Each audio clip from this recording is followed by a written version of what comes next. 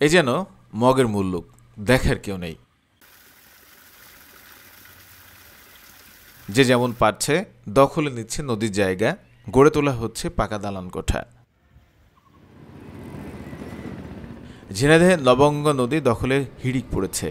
ধোপাঘাটা পুরাতন ব্রিজের দুপারে গড়ে উঠেছে দালান কোঠা, বড় বড় ইমারত। বাদ পড়েনি নতুন ব্রিজের দক্ষিণাংশ, শুরু হয়ে গেছে নদীর মূল অংশ।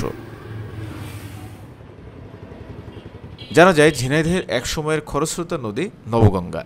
1936 সালে নদীর উপর গোবিন্দপুর এলাকায় নির্মাণ করা হয় দৃষ্টিনন্দন একটি ব্রিজ।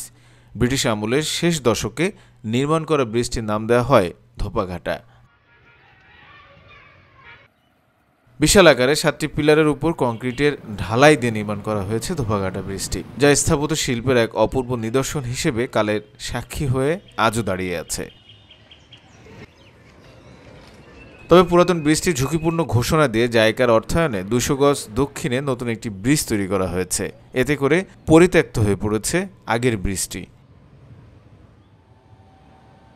নতুন ব্রিজের কারণে নদী খেকোদের জন্য বড় সুযোগ সৃষ্টি হয়েছে। মাটি ভরাট করে গাছপালা লাগিয়ে নদীর পাড় দখলে মেতেছে প্রভাবশালীরা।